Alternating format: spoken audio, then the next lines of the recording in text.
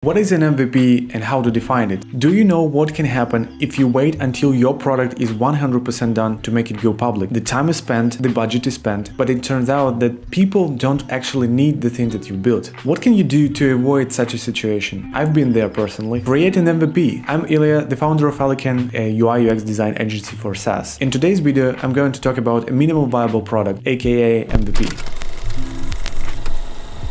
To understand what an MVP really is and what it's meant to do, let's take a look at the popular car metaphor. Imagine you have a customer who says, I need something to help me to get from one destination to another faster. The first example is what you should not do when developing an MVP. Businesses sometimes get iterative product development wrong. They think building an MVP means they can deliver an unfinished product. That's how you keep showing half of the vehicle to your customer until you finally present them what they expected to see. This process is lengthy and money-consuming.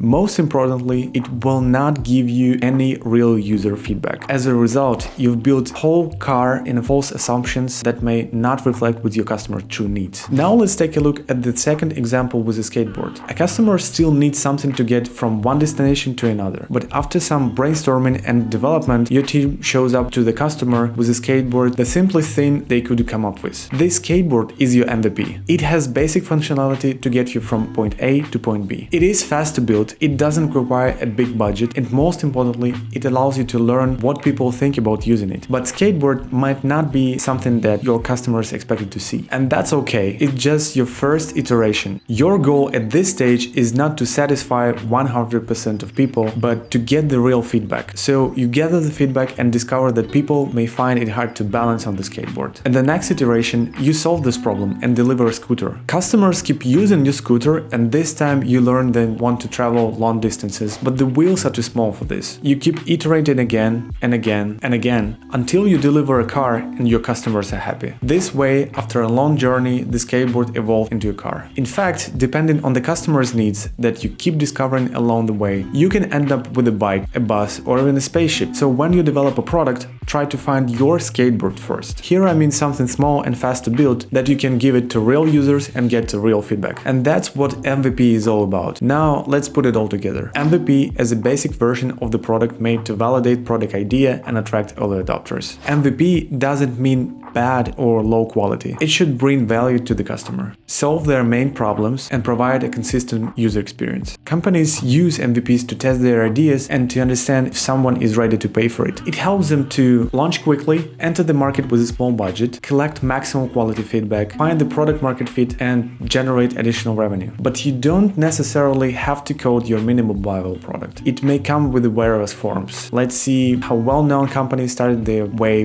as MVPs. The founders of Airbnb, Brian Chesky and Joe Gebbia, wanted to help people to rent accommodations directly from the landlords. But they had to make sure that people will prefer their service over the traditional one, the hotel rooms. So Brian and Joe created a simple showcase website and filled it with photos of their own apartment. There were no payments, no map view, it's just a minimalistic website. And it was enough to validate the idea. Brian and Joe got their first clients and understood to which direction to move further. From the very beginning, it was important for Joel Gascoigne, the CEO of Buffer, to create a product that brings value. He built an MVP that looked like a landing page with a product description, a list of features, and several pricing plans. If a visitor picked a plan, a notification would pop up and offer them to join the waiting list. Next, the team reached out to people from the waiting list to ask them about their needs and expectations, this way getting closer to a perfect market fit. Garrett Kam and Travis Kalanick, the founders of Uber, noticed the problem. It was difficult and expensive to find a cab in a rush in San Francisco. To quickly launch the service to market, they created a simple iOS app that helped with two things: collect those who want to get the ride with drivers and allow payments with the credit card systems. There were no reviews, no driver tracking, no payment automation, but these two features solved the users' problems well. With this MVP, Garrett and Travis launched their business quicker than their competitors and later became the Uber known today. Now, let's see how to define minimum workable set of features for your MVP. First of all, define the problem you're product is going to solve. Then identify the value it would bring to the customer. You may use the value proposition canvas for it. Next, define the list of features. Start with outlining the user journey. Use your value proposition canvas. Find several major use cases there and describe what steps users have to take in your product to solve their problem. Think of all of the features users need to go through each step and write them down. And finally, prioritize features. You can use one of the prioritization frameworks, like prioritization matrix, Moscow approach, or Kana model.